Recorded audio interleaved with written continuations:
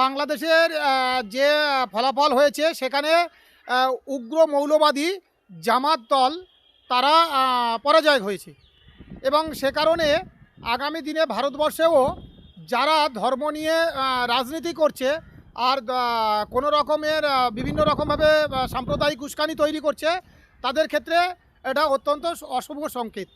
26-এ বাংলায় আবার বলছি পদ্ম ফুল 77টার আর বেশি ফুটবে না। গত 21-এ 77টা ফুটেছিল, অতগুলো আর ফুটবে না।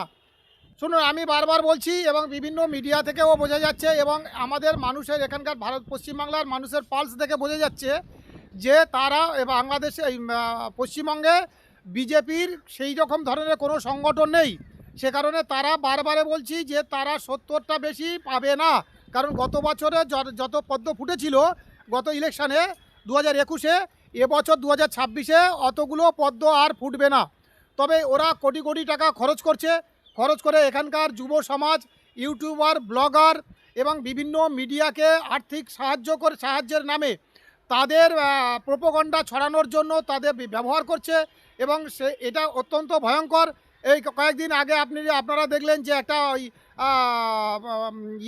রেস্তোরাঁতে বিফ খাওয়ানোর আর খাসির মাংস খাওয়ানোর সায়ন চক্রবর্তী, সে এইরকম ধরনের যারা মজাদার ব্লগ করে তাদেরকে এমনভাবে এটাকে ঢুকিয়ে দেওয়া হচ্ছে, সেটা অত্যন্ত শিক্ষা জগতের কাছে অত্যন্ত ভয়ঙ্কর দিন আসছে। সে কারণে আমি বাংলার সমস্ত শুভবুদ্ধি সম্পন্ন মানুষ যারা ইউনিভার্সিটির প্রফেসর আছেন, অধ্যাপক রয়েছেন, তাদের সেই বিভিন্ন সংগঠনকে আমি অনুরোধ করছি, আপনারা শিক্ষার জগৎটাকে আপনারা প্রচার করুন, শিক্ষা যাতে এগিয়ে যায় সেই জন্য চিন্তা করুন বা বাংলাকে সেই দিন বা পশ্চিমবঙ্গে যারা লয়ার রয়েছেন, লয়ার কমিটি, আইনজীবী কমিটি, তারাও ভারতবর্ষের সংবিধানের কাছে দায়বদ্ধ। সুতরাং কোনো রকম ধরনের উস্কানিমূলক ভাবনা বা কুশিক্ষা থেকে দূর করে আগামী আমাদের এই পশ্চিমবঙ্গকে ভারতবর্ষের মধ্যে একটি উন্নত এবং শিক্ষার দিক দিয়ে আদর্শগত রাজ্য তৈরি করার জন্য আমি সমস্ত উচ্চশিক্ষিত মানুষদের কাছে, সোসাইটির কাছে আমি অনুরোধ করছি, তারা যেন তাদের বিভিন্ন সংগঠন থেকে বিভিন্নভাবে সোশ্যাল মিডিয়াতে এই বিষয়গুলো প্রচার করে এবং আগামী দিনে একটা সভ্য সমাজ গড়ে তোলার জন্য পশ্চিমবঙ্গকে ভারতবর্ষের মধ্যে একটা উন্নত রাজ্যে পরিণত করার জন্য সবাইকে এগিয়ে আসতে হবে। সেখানে যদি কোনো মমতা ব্যানার্জি ভুল করে, নিশ্চয়ই সবার বলার অধিকার আছে, তবে সেই বলার অধিকারের মাত্রা যেন অশ্লীল না হয় এবং কোনো রকম অশিক্ষণীয় বিষয় না হয়।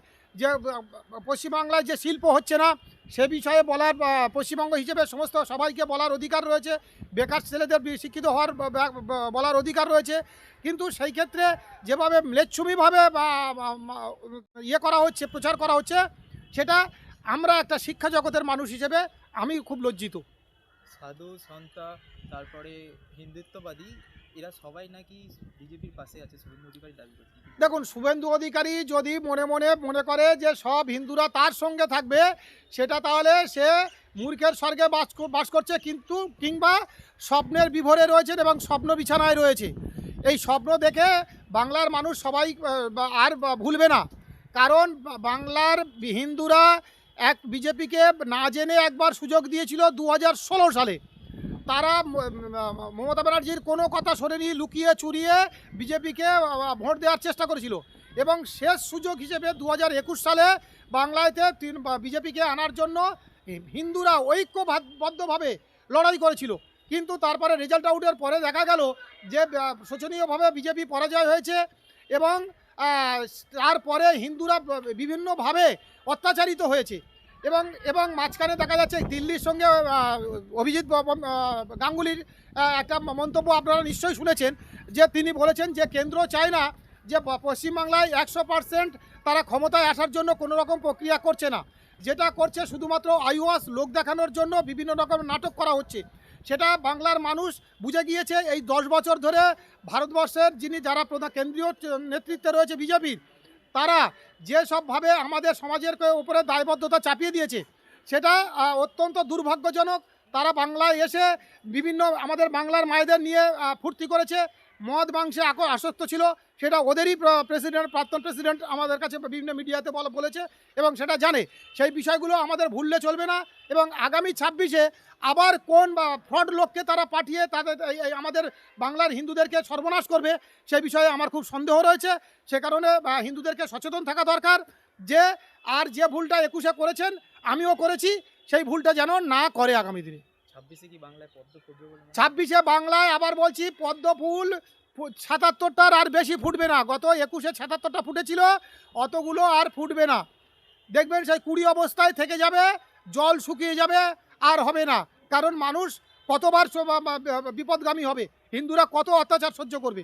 সে কারণে আমি বলছি, তারপরেও আমি বলছি কিছু বাংলার কিছু হিন্দুরা তারা লোকাল কিছু তৃণমূলের নেতার দ্বারা বিভিন্নভাবে অত্যাচারিত হয়েছে, বিভিন্নভাবে তাদের সঙ্গে একটা বৈরিতা হয়েছে। সেটাকে মমতা ব্যানার্জিকেও সেটা দেখতে হবে যে বাংলার যেসব প্রান্তিক লেভেলের যেসব তৃণমূল কর্মীরা রয়েছে তারা সমাজের সমস্ত মানুষের সঙ্গে সদ্ব্যবহার করছে না, ভালো ব্যবহার করছে না। যাতে আগামী দিনে এটা না হয় সেজন্য মমতা ব্যানার্জিকে আমি অনুরোধ করছি।